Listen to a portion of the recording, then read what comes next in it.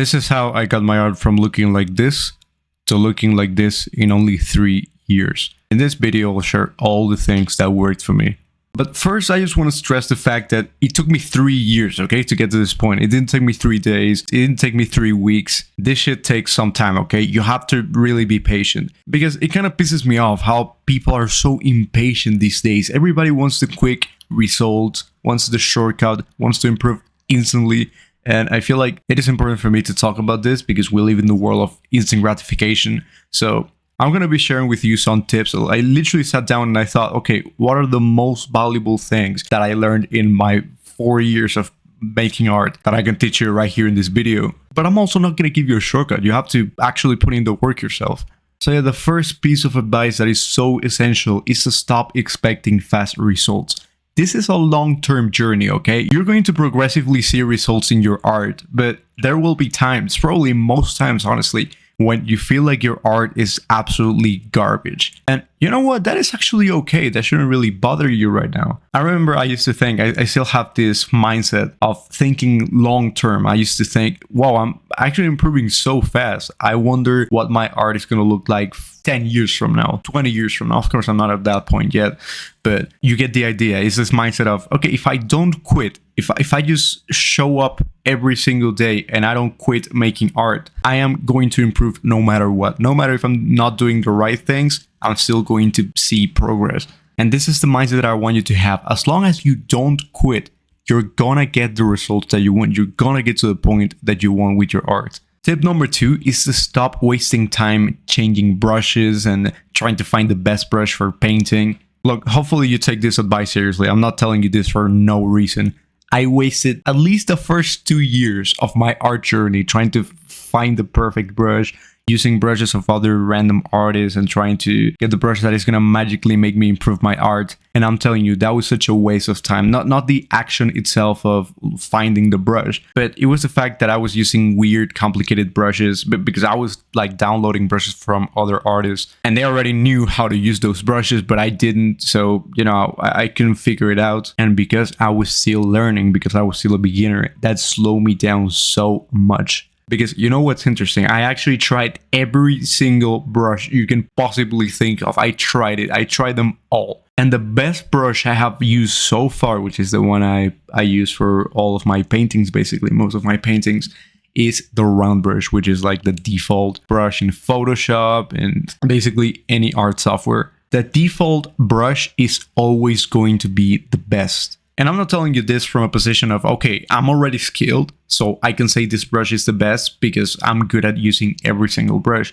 There are brushes that are actually more complicated for me to use. Like, I consider myself pretty skilled. And sometimes I just randomly try a different brush, which is not the round brush. And I struggle so much. And I used to think, holy shit, I can't believe how easy, quick, and intuitive it is to paint with the round brush rather than using this other random brushes. I still use some random, fancy brushes every now and then just because it's fun, just because of the challenge. But I really wish I had taken this more seriously when I was messing around with the brushes because I just refuse to believe it. It's like common sense, right? That the default brush is not going to be the best because it's default. The default brush is always going to be inferior than a fancier brush. So maybe this brush looks like oil painting or it has some texture. Oh yeah, this is the one. This is the one. No, it doesn't. It's not. It's not. It's just going to slow you down. Please trust me.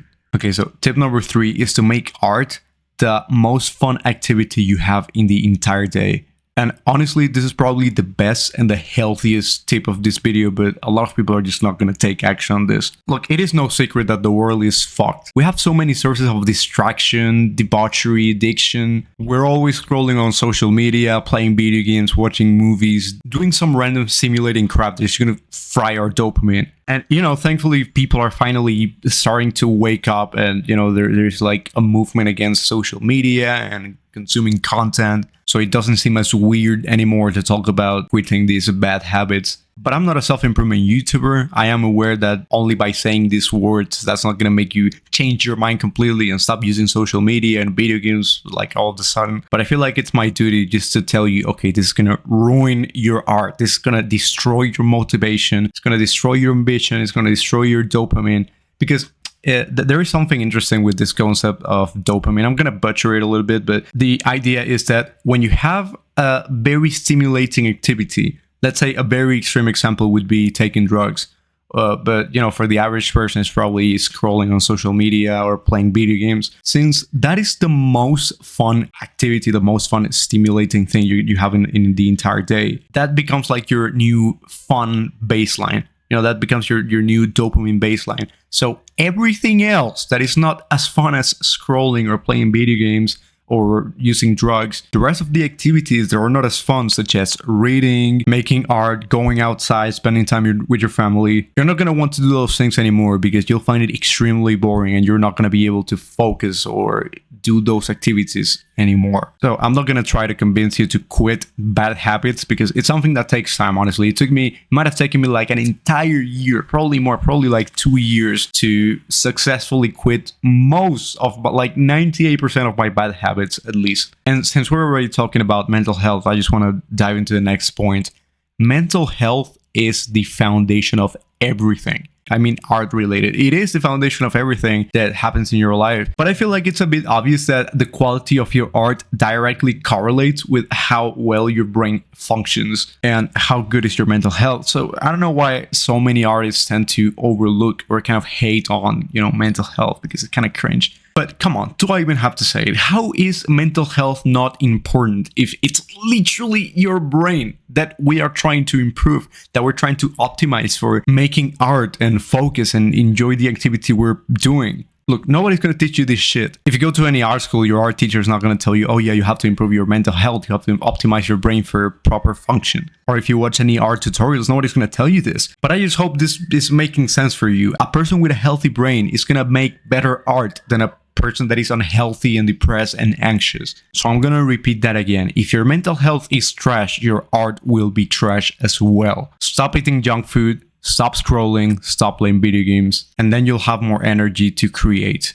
Tip number 4 is to spend an unholy amount of time looking at art and consuming art-related content. I used to be very addicted to scrolling on Instagram, so what I did, I basically deleted my account. I created a new account and I only followed art-related accounts. So all the content that was popping up on my feed was art-related. So, you know, it's like, okay, I couldn't really get addicted to it because the content is, you know, it's just people painting or pictures of drawings. You know, it's not really high dopamine stimulating, fun shorts or whatever. So that is an actual productive use of social media. And the reason why this is so effective is because the more we are surrounded by art, the more that our brain is going to absorb from the stuff that we see. So if you watch bullshit, your brain is going to absorb all of that, right? Because our brain our work kind of like a sponge. So if you consume stupid content, brain rot, whatever, your brain is going to rot, unsurprisingly. But if you consume art instead, if you spend 2 or 3 hours a day just looking at art and analyzing, you make studies of the art that you see, you have like pieces of art hanging on your wall, whatever. This is also going to build an identity, you know, of you are the guy who makes art,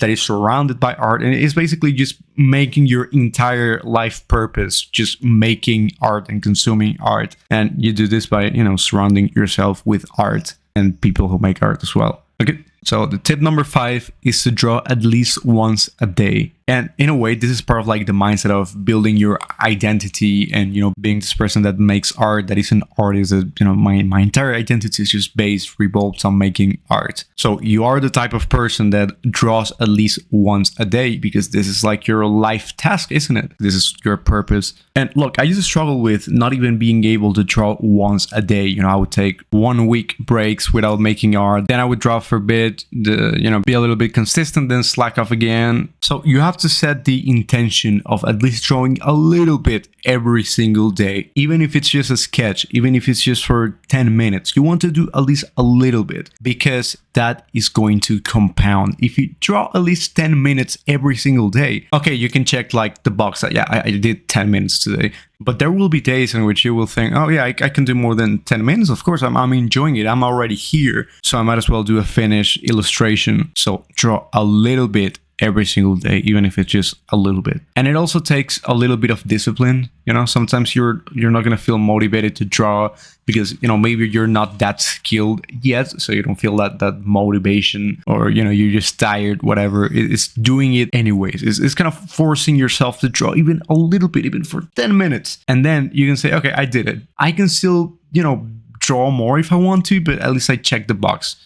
Tip number 6 is to get coaching from an artist you like. Okay, so look, you can be self-taught. You don't have to go to an art school to, you know, get good at art. I never went to art school, and I feel like I was able to teach myself very good. But the thing is, you don't actually teach yourself. You consume content. You watch videos on YouTube. You learn from people. However, in things like art, for example, or other disciplines that are similar to art, in which you want to get constant feedback and advice from people, I found that by far the best way in which you can learn the fastest is by taking coaching sessions from an artist you like. It's not the same as taking classes. You know, I never liked going to art school or taking like video classes or all of that stuff, which can be helpful, you know, especially like tutorials on very specific things, like kind of like what I do. But now imagine having an artist you look up to that is having you constant feedback on your art, is giving you critique. Because look, if you think of things like learning how to drive, that is a skill, right? That is actually very complicated to learn. And it's very interesting because somebody can learn to drive a car in 24 hours because you are required by law to have an instructor, like a driving instructor, that is basically giving you feedback on every single thing you do, from the posture of your neck to the way you hold the steering wheel. Because he already knows how this works, that means he can give you feedback on things you wouldn't have known otherwise. And it's the exact same thing with your art. So I have taken coaching and I have taken live classes that are not like one-to-one, but are, you know, for like a group of people.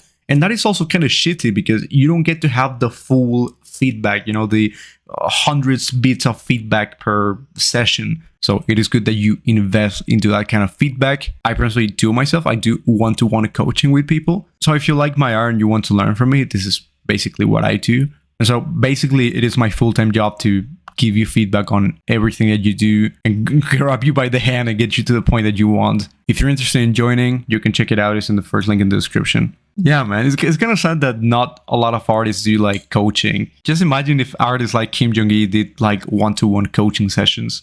Tip number 7 is to post your art and share your art with people. God, I really wish I had done this earlier because I procrastinated a lot. I used to think, no, they're going to make fun of me. My art isn't good enough.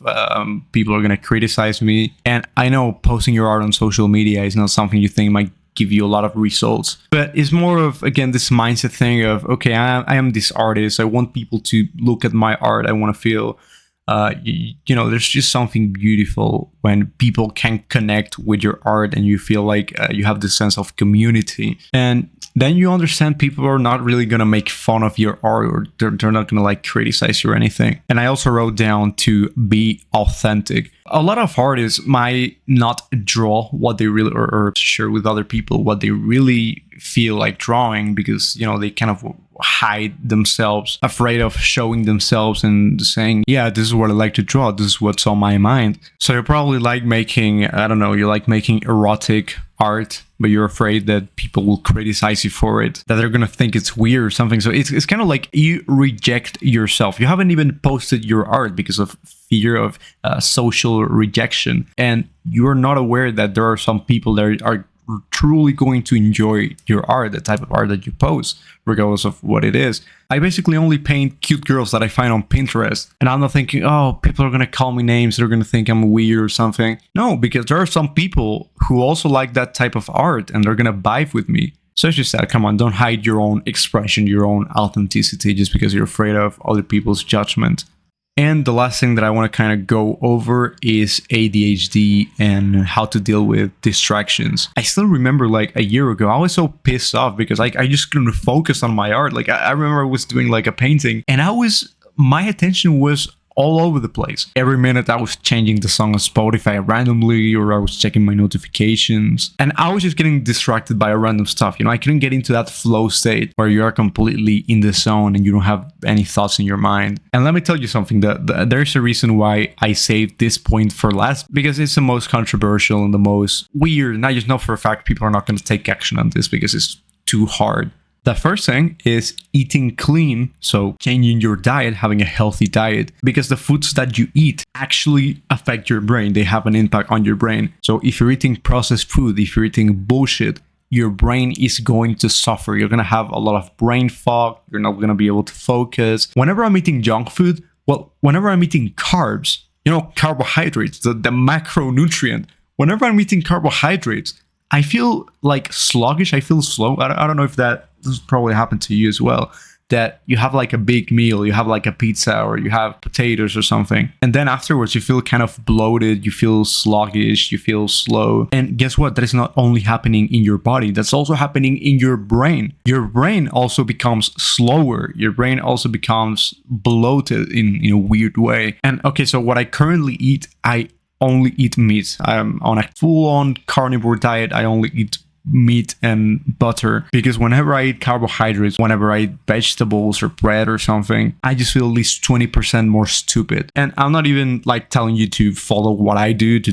go on a carnivore diet or something. That is extremely healthy, by the way, but I understand that is kind of extreme for the average person. So the bare minimum is that you at least stop consuming ultra processed junk food, because that has an effect in your brain, and that definitely ends up fucking up your art in the end, and especially your focus. Like, I wouldn't even say your art, but like you get this kind of ADHD symptoms. I don't really have ADHD that I know of. I probably do have like a little bit. I never got tested or anything, but I had like this clear symptoms of just not being able to focus, and that was so annoying. Call it whatever you want, ADHD or not. It's still annoying as hell, right?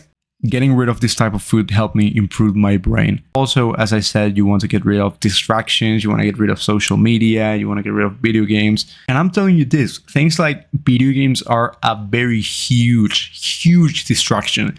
And I know a lot of people will disagree with me, but guess what? I used to be chronically addicted to fucking video games since I was like 10, 11 years old. It was horrific. And so as a former addict, I'm telling you, video games are such a waste of time, especially if you have like a bigger goal, like a real life goal, such as being a good artist, or, if you have actual goals in life, playing video games is just gonna sap your energy. So what I even do sometimes when I'm not feeling very focused, when I feel like I'm getting too distracted, is that I go outside, I go to like a cafe, or I go to a mall, and I just sit on one of the chairs there, on one of the tables, and I just start drawing the people there. I just go drawing outside without any actual distractions, and this actually works very well. I never get distracted. Of course, I don't bring my phone, or yeah, I probably bring my phone, but I'm only listening to music. I don't have any social media or anything that can sap my attention away randomly. So I recommend you start also doing things like this if you feel like your attention is just bad.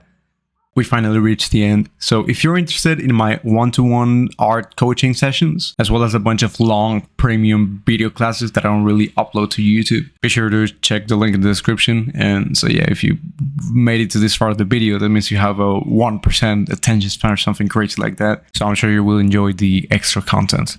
Goodbye.